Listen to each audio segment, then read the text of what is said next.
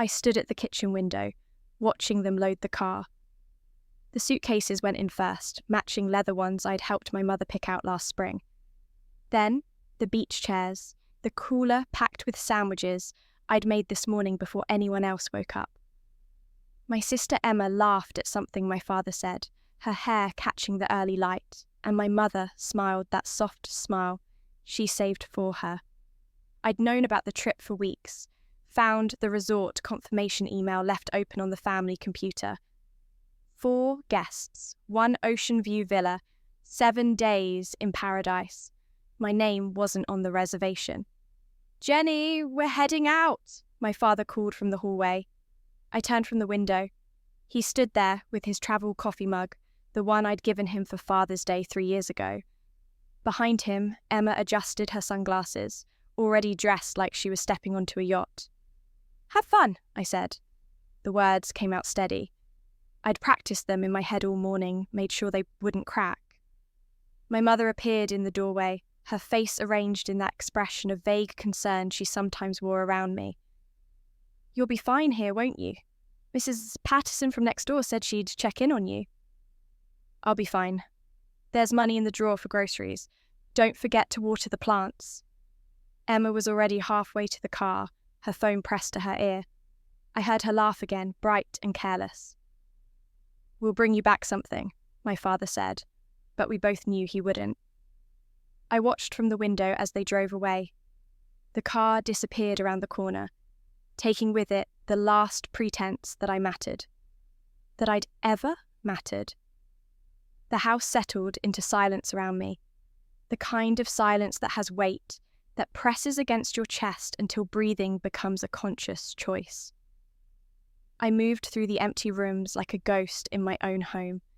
In the living room, the family photo wall told its own story. Emma's graduation, framed in gold. Emma's ballet recital. Emma with her first boyfriend, then her second. Me? There was one picture tucked in the corner. My middle school science fair award.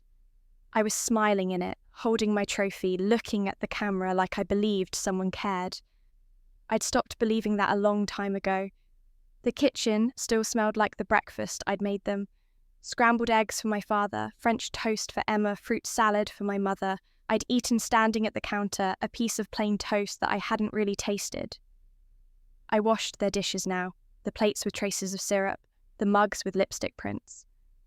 My hands moved automatically through the warm water, scrubbing away evidence that they'd been here at all. The week stretched ahead of me like a punishment. 7 days alone in a house full of people who had chosen to forget me. I walked through the rooms, touching things that belonged to a family I was part of but not included in. Emma's room was pristine, decorated in shades of cream and gold. My room was smaller, still painted the blue I'd chosen when I was 10, because no one had ever offered to update it. I sat on my bed, the one with the worn comforter I'd had since I was 12, because new things went to Emma first, and I felt something inside me go quiet and cold. I'd spent 23 years trying to earn the love they gave my sister without asking. 23 years making myself smaller, quieter, more convenient. I'd cooked their meals and cleaned their messes and celebrated Emma's victories like they were my own. I'd swallowed every dismissal, every forgotten birthday, every time they looked through me instead of at me. And they'd gone on vacation without me. I thought about all the times I'd told myself it didn't matter. When they missed my high school graduation because Emma had a dance competition in another state. When they gave Emma a car for her 16th birthday and gave me a bus pass for mine. When my mother spent hours helping Emma pick out prom dresses, but told me to find something on sale because we needed to budget. I'd made excuses for them. Told myself Emma needed more attention because she was younger, because she was pursuing her dreams, because she was special in ways I wasn't. But the truth was simpler and crueler than that. They loved her more. They'd always loved her more, and I'd spent my entire life pretending not to notice. The thought should have made me angry. Instead, it just made me tired. I lay back on my bed and closed my eyes. The exhaustion wasn't physical, it was something deeper, something that had been building in my bones for years. The kind of tired that sleep couldn't fix. the kind that made you wonder why you kept trying, kept hoping, kept believing that one day they'd see you. My phone buzzed. A text from Emma. "Landed! The resort is amazing! OMG, you should see the beach!" She'd sent a photo. Crystal blue water, white sand, her face bright with joy. I stared at that photo for a long time, tried to remember the last time I'd felt joy like that. Uncomplicated, unearned, free. I couldn't. I set the phone down and stared at the ceiling. The cracks in the plaster made patterns like rivers, like roads going nowhere. My chest felt heavy. Each breath came slower than the last. The afternoon light filtered through my curtains, turning everything soft and golden, and I felt myself sinking into the bed like it might swallow me whole. I didn't plan what happened next. I didn't think about it at all. I simply let the weight win, let the exhaustion pull me under like water, closing over my head. The room dimmed at the edges, sounds fading to a dull hum. My heartbeat slowed, each pulse weaker than the last. The last thing I thought was that maybe, wherever I was going, someone would notice I was gone. Then everything went dark. And then I opened my eyes to sunlight, not the dim, filtered light of my bedroom, but bright morning sun streaming through sheer curtains. I sat, up, disoriented, my hand going to my chest where my heart beat strong and steady. The room around me was familiar but different. Younger, the posters on my wall were ones I'd taken down years ago. The desk in the corner still had my high school textbook stacked on it. I stood up, legs unsteady, and caught sight of myself in the mirror. 18. I was 18 again. My face was rounder, softer, my hair longer. I was wearing the pajamas I'd worn the summer before college, the ones with the faded stars. I touched my face, my neck, feeling for something I couldn't name. Everything was solid, real, present. But I remembered all of it. The years of neglect, the casual cruelty of being forgotten, the vacation they'd taken without me, the way I'd simply stopped. I sank onto the bed, mind racing. This wasn't possible. This couldn't be real. But the evidence surrounded me. My younger room, my younger body, my younger face staring back from the mirror with eyes that held knowledge they shouldn't have. Time had reset. I stood there for a long moment, processing what this meant. I knew what would happen next, knew exactly how this day would unfold, the family meeting, the announcement, the careful explanation of why I wasn't invited, the expectation that I'd smile and understand and make it easy for them. The door opened without a knock. Emma breezed in, her teenage self all bouncing energy and unconscious confidence. "Mum says breakfast is ready. Oh, and we're having a family meeting after, something about summer plans." She was gone before I could respond, leaving her perfume and her certainty hanging in the air. I dressed slowly, my hands remembering how these clothes fit, how this body moved. Each gesture felt strange and familiar at once. This body hadn't lived through the pain yet, didn't carry the weight of all those years. But I did. I carried it all compressed into this second chance. Downstairs, I could hear the familiar sounds of my family's morning. My father's deep voice, my mother's lighter one, Emma's laugh punctuating everything like musical notes.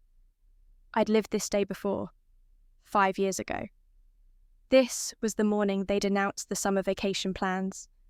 The first time, I'd been excited, thinking surely they'd include me. Instead, they'd explained that they could only afford 4 spots at the resort, and since Emma was graduating high school, this trip was for her. I'd understood, or told myself I did. I'd smiled and said it was fine and spent the summer working at the library while they posted photos of paradise. But that was the old Jenny. The Jenny who'd believed that sacrifice would eventually be rewarded. Who'd thought that making herself smaller would somehow make them love her more. I wasn't her anymore. I walked into the kitchen and sat down at my usual spot at the table. My mother had made pancakes, Emma's favourite. My father was reading something on his tablet. Emma was texting, studying her face, glowing with whatever conversation she was having. None of them looked up when I entered. That, I realised, had always been the pattern. I could walk in or out of rooms and they wouldn't notice. I was atmospheric, background, there, but not really present in their awareness. "Jenny, perfect timing," my mother said, sliding a plate in front of me. 2 pancakes, the small ones from the edge of the pan. Emma had 4, golden and perfect. I looked at the plate, looked at my mother's expectant face, looked at my family, arranged around this table like they'd been arranged around every table of my life, close to each other, distant from me. "Actually," I said quietly, "I'm not very hungry." My mother's face flickered with something, surprise maybe, or just mild confusion that I'd spoken at all. My father cleared his throat. "Well, since we're all here, your mother and I wanted to discuss summer plans." I watched him, knowing what came next, knowing exactly how he'd phrase it, how he'd make it sound reasonable and fair. "We've been planning a family vacation," he continued. "A week at the Seascape Resort. Beautiful place, right on the ocean. The thing is, the villa we wanted only accommodates 4 people comfortably." Emma looked up from her phone, a small frown crossing her face. She hadn't known either the first time. They'd planned it without either of us. But somehow it had still been obvious who'd be chosen. "Since Emma's graduating, and this is a significant milestone, we thought it would be meaningful to make this trip about celebrating her achievement." There it was, the same words, the same reasoning. My mother jumped in, her voice bright with forced enthusiasm. "Jenny, you understand, don't you? You'll have your graduation trip when it's your turn." But we all knew there wouldn't be a graduation trip for me. There would be some excuse. Money would be tight, or the timing wouldn't work, or Emma would need something, and my turn would evaporate, like it always did. The first time I'd heard this, I'd felt my heart crack. I'd forced my face into a smile and said all the right things, and pretended it didn't matter that they were choosing her over me again. This time, I just looked at them. Really looked at them. My father, who'd taught Emma to drive but told me to take the bus. My mother, who'd attended every one of Emma's performances but missed my academic awards because they conflicted with Emma's rehearsals. Emma herself, who'd grown up beautiful and beloved and had never once questioned why our parents saved their best for her. "I understand," I said. And I did. I understood perfectly. I understood that they would never choose me, never see me, never love me the way I'd so desperately needed them to love me. But I also understood something else now, something I'd learned in the space between my death and this rebirth. I didn't need them to. The meeting ended. They seemed relieved that I'd taken it so well.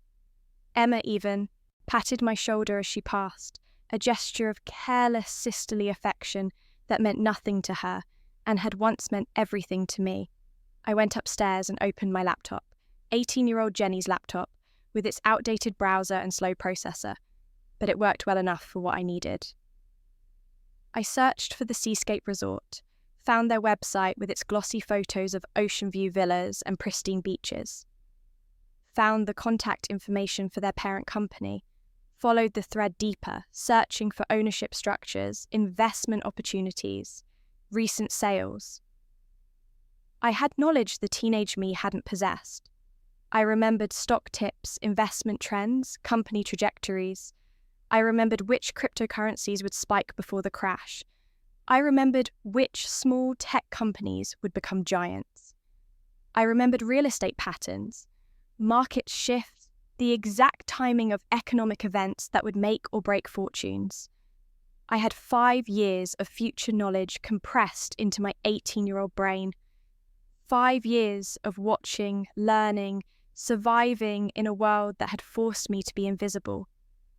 I'd paid attention to everything because I'd had nothing else to do while my family lived their lives around me. And I had my college fund, the small account my grandmother had left me before she died. Money my parents couldn't touch because Grandma had made sure of that in her will. $10,000 that teenage Jenny had planned to use for tuition. I didn't need it for tuition anymore. I remembered which scholarships I'd won, which grants I'd qualified for. I'd paid my own way through school the first time while my parents paid for Emma's private university experience. I could do it again. But this time, I'd use Grandma's gift for something else. Something she would have approved of, I thought. Grandma had been the only one who'd ever really seen me, who'd noticed when I was left out, forgotten, pushed aside. She'd died when I was 16, and I'd cried at her funeral while my family stood dry-eyed and distracted. Grandma had known what they were, had tried, in her own way, to protect me. This was me using that protection. Finally. I spent the next 3 weeks like a woman possessed. I withdrew the money from my college fund while my parents were at work, ignoring my mother's questions about why I needed cash. I opened new accounts in my name. I started making moves so careful, so calculated, that by the time anyone noticed, it would be too late. Small investments at first, $100 here, $200 there, all in companies I knew would explode. Cryptocurrency bought at cents that would sell for thousands. Stock in a small startup called Novotel that was about to revolutionize hotel booking systems. I watched my accounts grow. Hundreds became thousands. Thousands became tens of thousands. I researched the Seascape Resort obsessively, learned everything about its operations, its management, its parent company's financial troubles. I knew things about that resort that its own executives didn't know yet. I knew about the lawsuit that would be settled quietly in 2 months. I knew about the health inspection that would come back clean after years of violations. I knew about the offer they'd received from a hotel chain that would fall through at the last minute.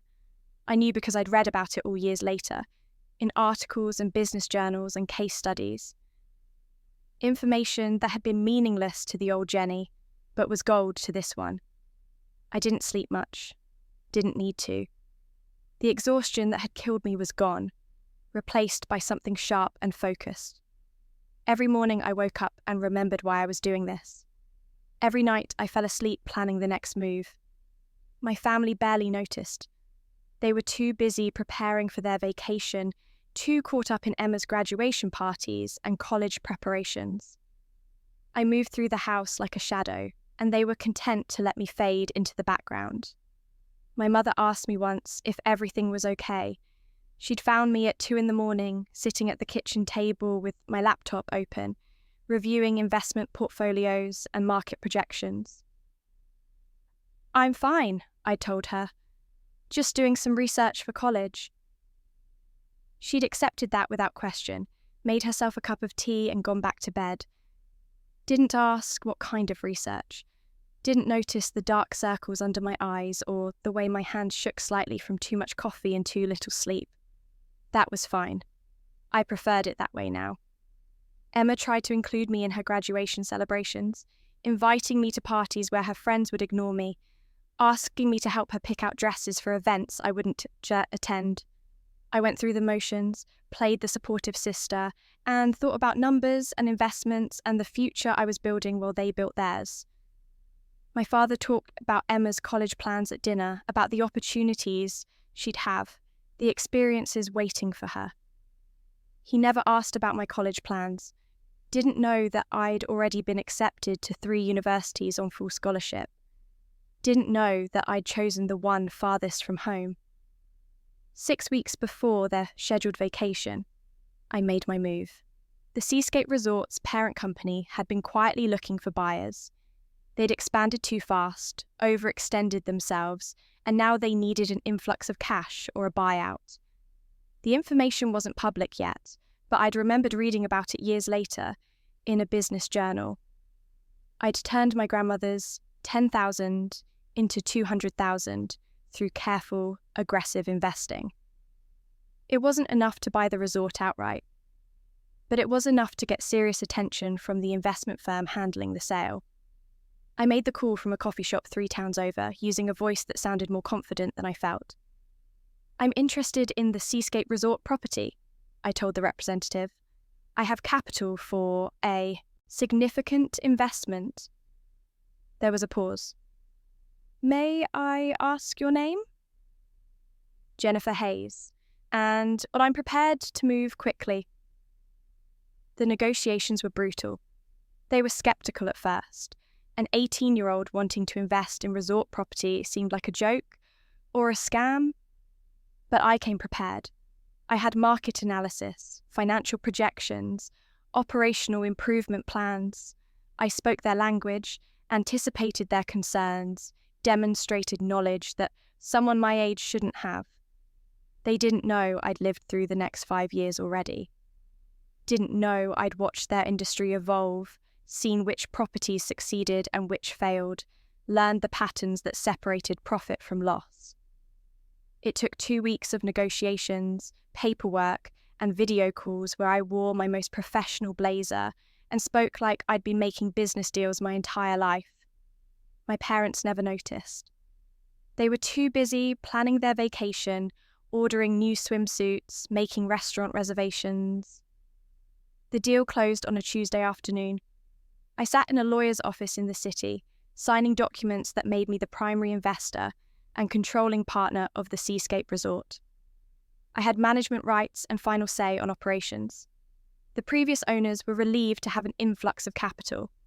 I was determined to use it well, and I had plans.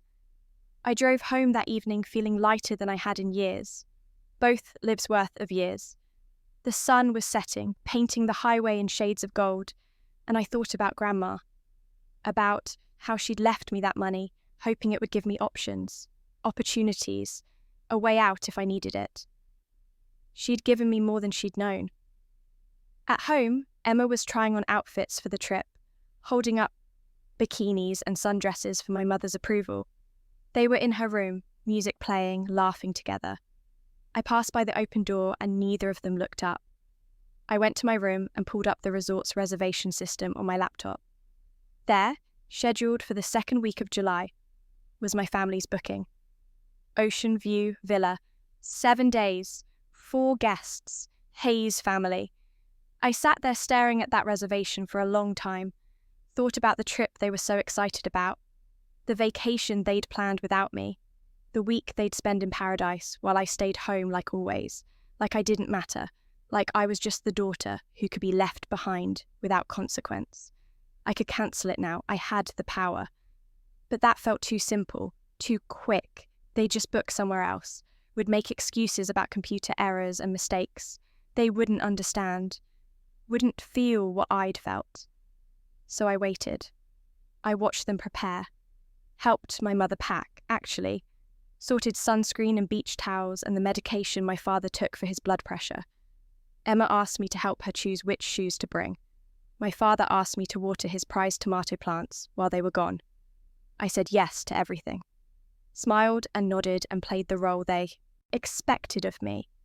The accommodating daughter. The one who understood. Inside, I counted down the days. My family left for their vacation on a Saturday morning.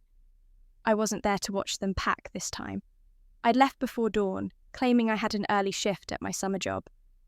Really, I'd driven to the airport, caught a flight to the coast, checked into a hotel room with a view of the ocean. Emma texted me a selfie from the car, captioned, "Paradise, here we come." I'd replied with a simple thumbs up emoji. They arrived at the Seascape Resort that afternoon. I knew because I'd asked the manager to notify me when the Hayes party checked in. I was sitting in the resort's main office when the call came through. "They're at the front desk now," the manager said. "Should I?" "I'll handle it," I replied. I'd spent the morning touring the property, meeting staff, reviewing operations. The resort was beautiful. White buildings with blue shutters, palm trees swaying in the ocean breeze, infinity pools that seemed to blend into the sea. I understood why they'd chosen it. It was exactly the kind of place you'd want to celebrate, to create memories, to be happy. Now, I walked through the resort's pristine lobby, past the fountain and the tropical plants, to where my family stood at the check-in counter. They looked exactly as I'd imagined. my father in his vacation polo shirt, my mother with her sun hat already on, Emma in a sundress that probably cost more than my month's rent, her face glowing with excitement. They didn't see me approach. They were too busy exclaiming over the lobby, over the view of the ocean through the floor-to-ceiling windows, over the welcome drinks being offered by smiling staff members. "Excuse me," I said to the desk clerk. "I'll take care of the haze party." The clerk nodded and stepped aside. My family turned to look at me, their faces moving through confusion to recognition to utter bewilderment. "Jenny?" my mother said. "What are you doing here?" "Working," I replied. I kept my voice professional, distant. "Welcome to the Seascape Resort. Unfortunately, there's been an issue with your reservation." My father frowned. "What kind of issue? We booked months ago." "Yes, I'm aware. However, the villa you reserved is no longer available." Emma's face fell. "But we drove all day to get here. Well, yesterday. We stayed in a hotel last night because we wanted to arrive early." "I understand that must be frustrating." I pulled up their reservation on the computer, making a show of reviewing it. "It appears there was an overbooking situation. Unfortunately, we're going to have to cancel your stay." The silence that followed was sharp enough to cut. "Cancel?" My father's voice rose. "You can't just cancel our reservation. We have a confirmation number. We paid a deposit." "The deposit will be fully refunded, of course. And I can recommend several other resorts in the area that may have availability." My mother stepped forward, her face flushed. "This is unacceptable. We've been planning this trip for months. Do you have any idea how far we've travelled? I want to speak to your manager." I met her eyes steadily. "I am the manager. Well, the owner, technically, Jennifer Hayes. But you can call me Jenny." I watched the realization dawn on their faces, watched them process that the daughter they'd left behind, the one they'd excluded from this very vacation, now stood between them and paradise. Emma's mouth opened and closed. "You own this place?" "I'm the primary investor and controlling partner, yes. I finalized the purchase 3 weeks ago." My father recovered first, his face shifting through several expressions, before settling on something that might have been pride if it hadn't been wrapped in so much confusion. "Jenny, how did I afford it? Grandmother's inheritance? The money she left me. I invested it wisely." I paused, let that sink in. "You never asked me what I was doing with it. Never asked what I was planning. You were too busy planning this." I gestured around the lobby at the beautiful resort they'd been so excited to visit. "Honey," my mother said, and her voice had that pleading tone she used when she wanted something. "Surely we can work this out. We're family." "Family," I repeated. The word tasted strange in my mouth. "Yes, we are. The same family that planned this vacation without me. That loaded the car while I watched from the kitchen window. That has consistently chosen each other over me for as long as I can remember." "That's not fair," Emma said. Her voice was small, uncertain. "We didn't mean..." "Didn't mean what? To exclude me? To forget me? To make me feel like I'm not really part of this family at all?" I kept my voice calm, controlled. "Or did you just not think about me at all? Because honestly, I'm not sure which is worse." The lobby had gone quiet around us. Other guests pretended not to listen while hanging on every word. Staff members found sudden tasks that kept them nearby. My father cleared his throat. "Jenny, we can discuss this later. Right now, can we please just check in? We're tired from the drive." "I'm afraid that won't be possible. The reservation is cancelled.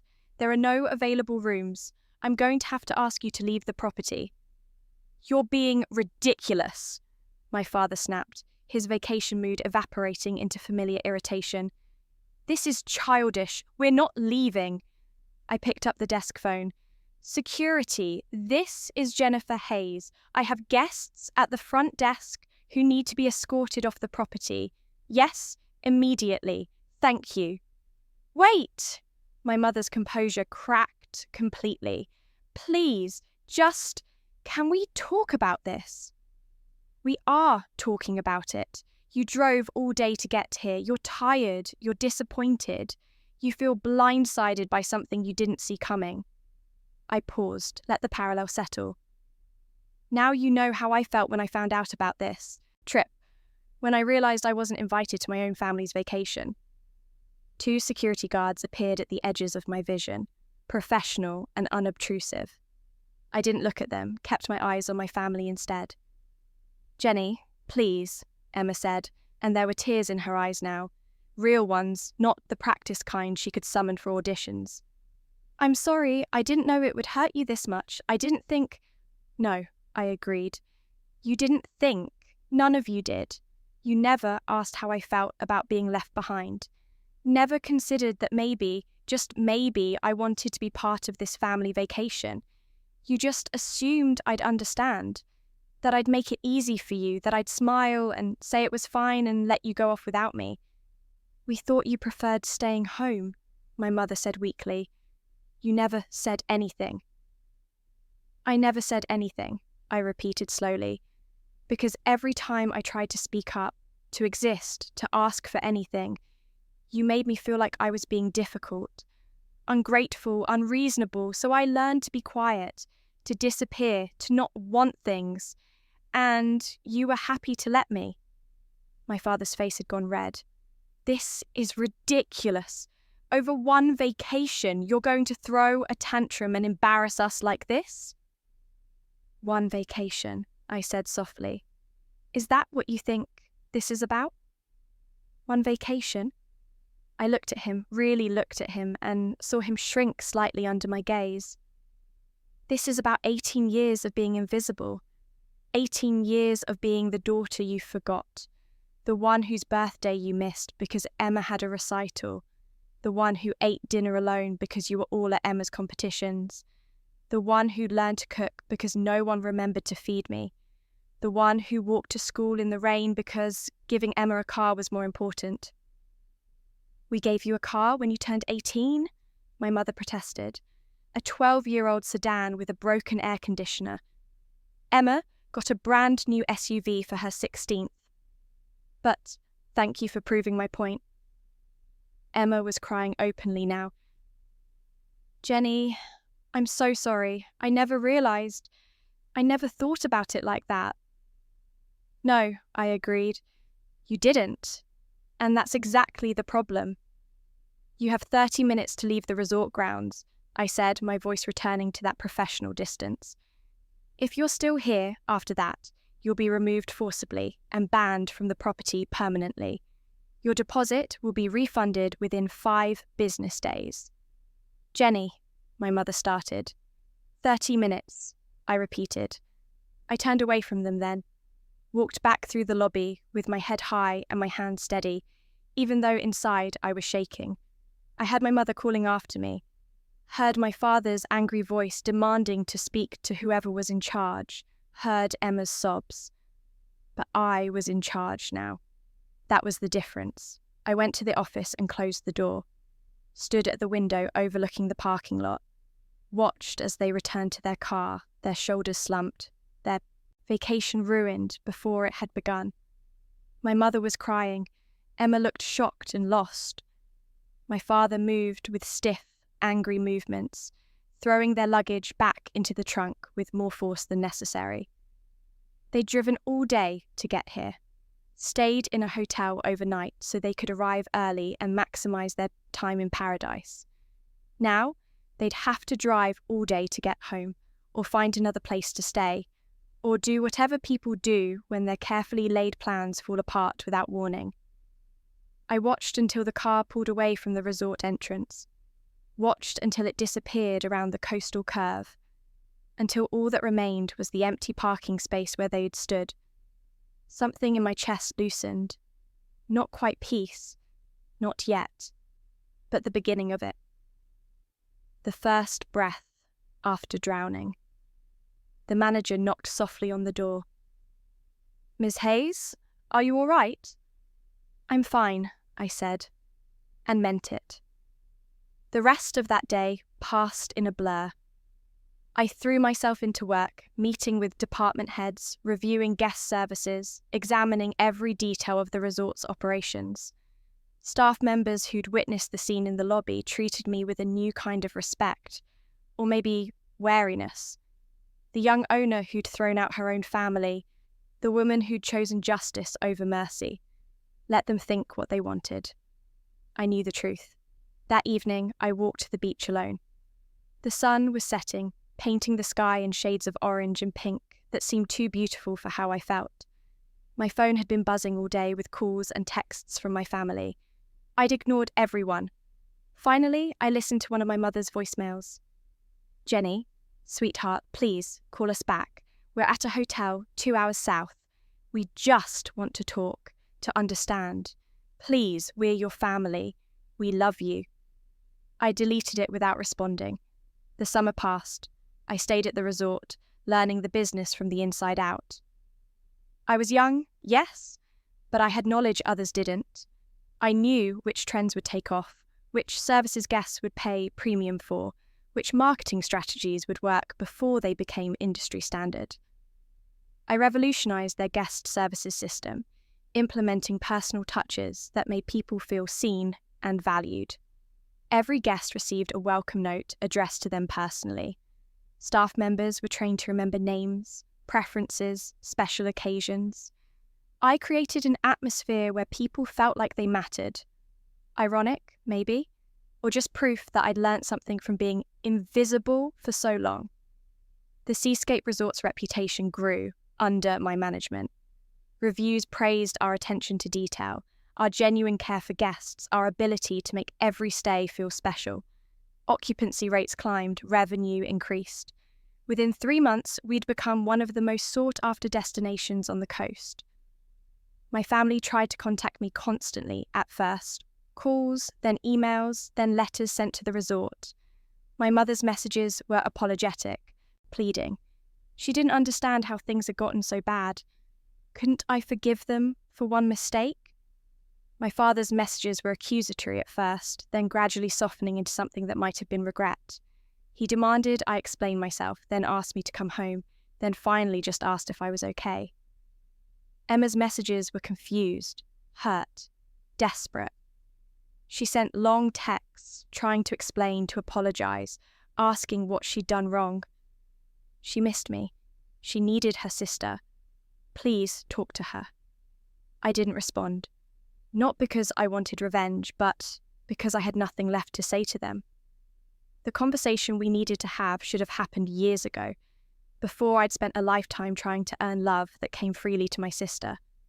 Some of their messages I kept.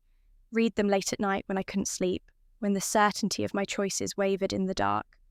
Others I deleted immediately, unable to handle the weight of their belated caring. College started in the fall. I'd enrolled in a business program, taking online classes while managing the resort. My professors were impressed with my practical experience. My classmates couldn't believe I owned a hotel at 18. I told them it was family money, which was true in a way. The money had come from the only family member who'd ever really loved me.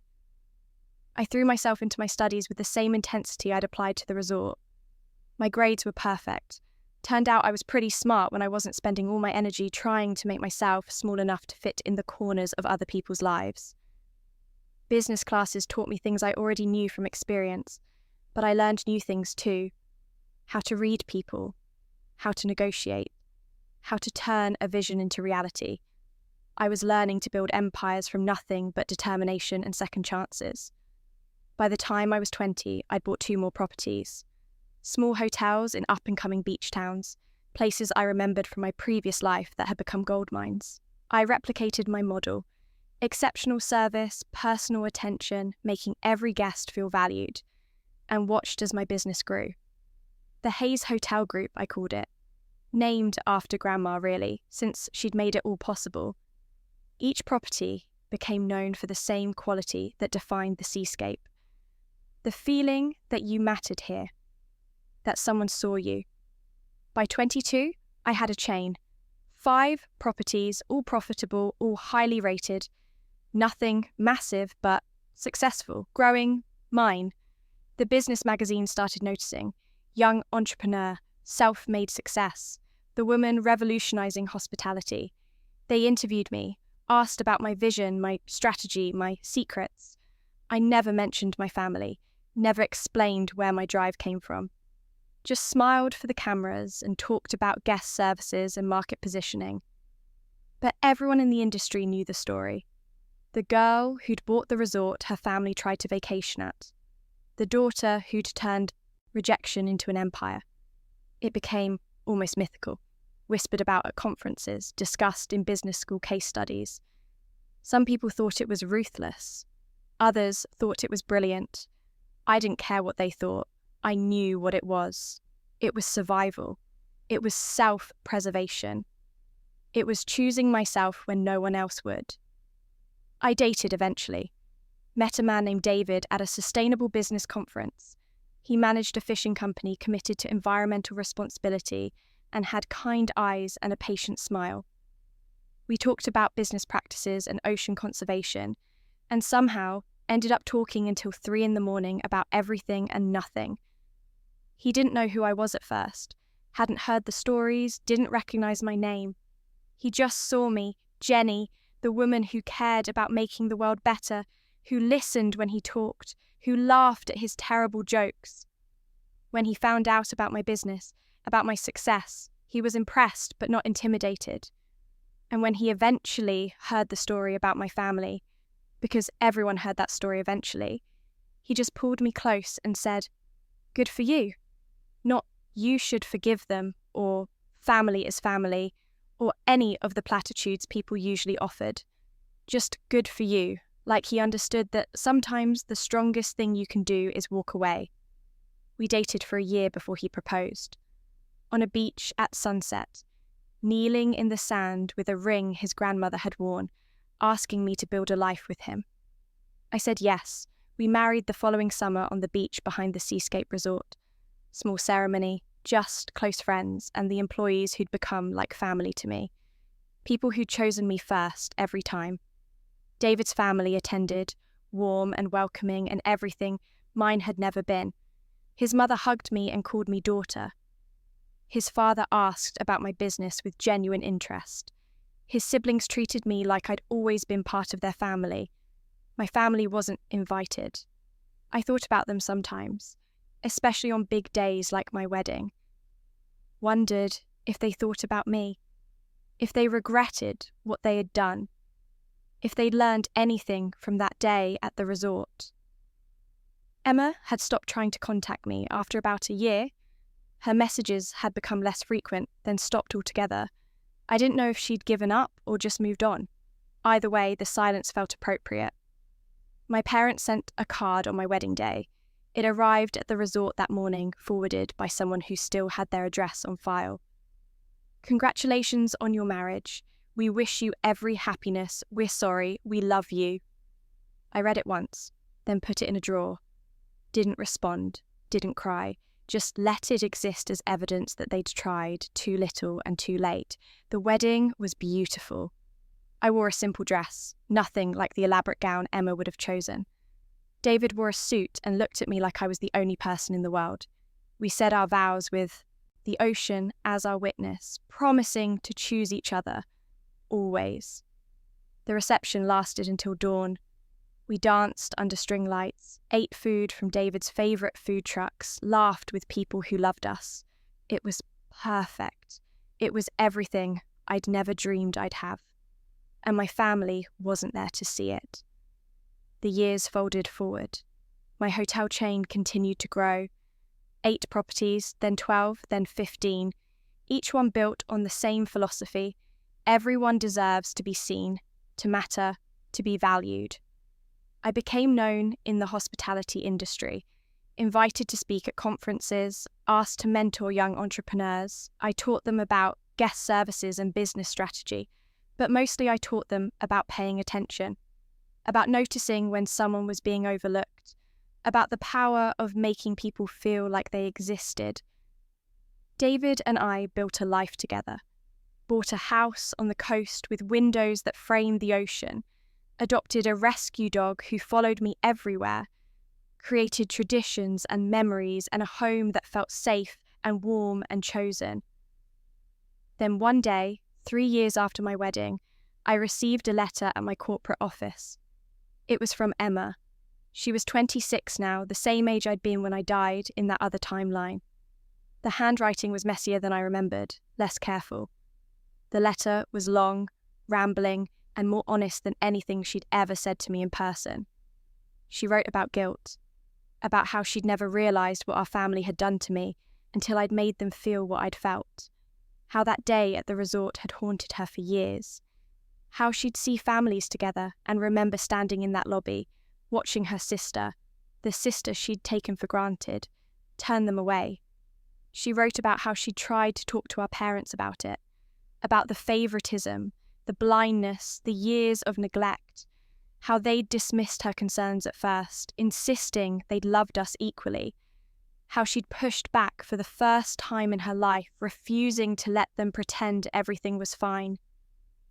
She wrote about how our family had fractured after I left, how the vacation had been ruined, how they'd barely spoken on the drive home, how something had shifted between them, a crack that had grown into a chasm. She wrote about how she'd graduated college and moved to a different city to get away from them, how she'd started therapy and realised that the love she'd taken for granted had come at someone else's expense, how she couldn't undo what had happened, but she saw it now, saw me, finally.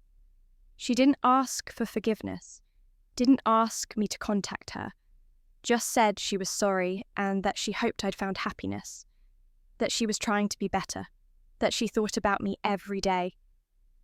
At the bottom of the letter, she'd included her phone number and address. Nothing else. Just the information if I wanted it. I sat in my office overlooking the ocean and read that letter 3 times. Then I set it down and stared out at the water. Watched the waves roll in and out, eternal and patient. Thought about grudges and forgiveness and what it meant to let go. I'd spent my first life being invisible, my second life becoming visible. Somewhere in there, I'd become whole. The question was whether that wholeness had room for the people who'd broken me. I thought about it for a week. Talked to David about it late at night, his arms around me, his voice steady and sure. He didn't tell me what to do, just listened, asked questions, reminded me that whatever I chose, he'd support me. Finally, I wrote back. Not a long letter, not forgiveness, not yet, but an acknowledgement. A door opened just a crack to let in the possibility that maybe, someday, we could build something new from the ruins of what we'd been. I suggested coffee, neutral ground, no expectations, just 2 sisters trying to find out if they had anything left to say to each other.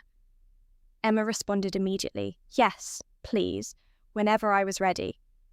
We met 3 weeks later at a cafe halfway between her city and mine. I arrived early, nervous in a way I hadn't been in years. Ordered tea I didn't drink. Watched the door. She walked in looking older than I remembered. Thinner. Tired. When she saw me, her face crumpled and I saw tears spill over before she could stop them. We sat across from each other, 2 sisters who'd once shared a childhood, and then lost each other somewhere along the way. Thank you for coming, she said. Thank you for writing. We talked for 3 hours. She asked about my business, my husband, my life. I asked about her work, her therapy, her city. We didn't talk about our parents. Didn't talk about that day at the resort. Just tried to find out if we could be in the same room without the past crushing us both. It was awkward, painful, but also something else. Something that might have been the beginning of healing. When we parted, she hugged me. I let her. "Can we do this again?" she asked. "Maybe," I said. "Let's see." My parents never apologised. Not really. They sent Christmas cards and birthday cards and occasional emails, but never the words I needed to hear. Never the acknowledgement of what they'd done. They couldn't see it, or wouldn't. Either way, it didn't matter anymore. I'd stopped carrying their weight. Emma and I built something slow and careful over the next 2 years. Coffee dates every few months. Phone calls that started stiff and gradually became easier. She was trying, genuinely trying, to understand what she'd never seen before. She told me once that our parents asked about me sometimes, that they'd aged rapidly after I left, as though my absence had revealed something they couldn't face. She said our mother cried when Emma mentioned my wedding, my success, my happiness. That our father had framed a magazine article about my business and kept it in his study. I didn't know what to do with that information. Didn't know if it was regret or pride or just the belated realization that they'd lost something they couldn't get back. I told Emma it didn't matter, and mostly it didn't. 4 years after I turned them away at the resort, I got pregnant. David and I hadn't been trying, but we weren't preventing it either. When the test came back positive, we stood in our bathroom, holding each other, crying and laughing at once. A baby, a new life, a chance to do it differently. Emma was one of the first people I told. She cried on the phone, happy tears this time, and asked if she could be an aunt, really be one, be present and involved and there. "Yes," I told her, "you can." My parents found out through Emma. She called me afterward, nervous, asking if that was okay. They wanted to know if they could visit, if they could meet their grandchild. "I don't know," I told her honestly. "I need to think about it." David and I talked about it for weeks. What kind of grandparents would they be? Would they favour one grandchild over another, creating the same patterns that had broken me? Could I trust them with my child when they'd never figured out how to love me? In the end, I decided that my child would know their grandparents, but on my terms. Supervised visits, clear boundaries, and the first sign of favouritism, the first hint of the old patterns, and they'd be done. They agreed to everything, said they understood, said they'd do better. I didn't believe them, but I let them try. The years continued to unfold. My daughter was born on a spring morning, tiny and perfect and mine. We named her Diana, after David's grandmother, not after my family. That felt important somehow. Emma came to visit when Diana was 2 weeks old, held her niece with gentle hands and tears streaming down her face. "She's beautiful," she whispered. "You're going to be such a good mum." "Thank you," I said, and meant it. My parents visited when Diana was a month old. They were older than I remembered, greyer and smaller. They held her carefully, reverently, and looked at me with something that might have been regret. "She's perfect," my mother said. "Yes," I agreed. They stayed for an afternoon. Followed every rule I'd set. Left quietly when I asked them to. Sent a card later thanking me for letting them meet their granddaughter. It wasn't reconciliation, wasn't forgiveness, but it was something. Diana grew, and with her, my understanding of how badly my parents had failed grew too. Because I looked at my daughter and couldn't imagine loving her less than completely. Couldn't imagine choosing anyone or anything over her. Couldn't imagine making her feel invisible or forgotten or less than. She was everything. How had I not been everything to them? But I also understood, in a way I hadn't before, that some people were broken in ways they couldn't fix. That my parents had their own wounds, their own failings, their own limits. That didn't excuse what they had done, but it helped me understand it. And understanding I learned was its own kind of freedom. 5 years after I turned them away at the resort, the seascape was featured in a major travel magazine. The resort that revolutionized hospitality. They interviewed me about my philosophy, my success, my vision. They asked about the story. Everyone had always asked about the story. I told them the truth about being excluded from my family's vacation, about buying the resort, about turning them away. "Do you regret it?" the interviewer asked. I thought about that carefully, thought about the pain and the anger and the justice of that moment, thought about everything that had come after. "No," I said finally. "I don't. They needed to feel what I'd felt, and I needed to know I had the power to choose myself." The article went viral. People debated it online, in coffee shops, in boardrooms. Some said I was vindictive. Others said I was brilliant. Most just said I was human. I didn't care what they thought. I knew what it was. It was the moment I'd stopped being invisible. The moment I'd claimed my own worth. And everything good in my life had flowed from that moment. Now I stand on the beach behind the Seascape Resort, the same beach my family tried to reach that summer day years ago. The sun is setting, painting the sky in shades of gold and rose. David is back at the hotel with Diana, probably reading her bedtime stories. We'll have dinner together later, the three of us, our small, perfect family. The waves roll in, steady and eternal, each one different, each one the same, washing away what had been, making space for what would be. I'd died once, weighted down by the exhaustion of being unloved. I'd been given a second chance, and I'd used it to build a life where I didn't need their love anymore, where I'd learned to love myself enough to walk away from people who couldn't see me. Was I happy? Yes, completely, undeniably happy. Did they regret what they'd done? Yes, I thought they did. My parents were slowly learning to be better grandparents than they'd been parents. Emma had become someone I could talk to, if not quite the sister we might have been. But none of that was why I was happy. I was happy because I'd chosen myself, because I'd learned that being loved by people who couldn't see you wasn't love at all, because I'd built a life on my own terms, surrounded by people who chose me first. The sun dips below the horizon. The sky darkens to purple, then indigo. Stars begin to appear one by one, each a small light against the vast dark. I turn back toward the hotel, my hotel, where my husband waits and my daughter sleeps. Behind me, the ocean continues its endless rhythm, washing away footprints, erasing the past with each patient wave. I don't look back again. I don't need to. I am free.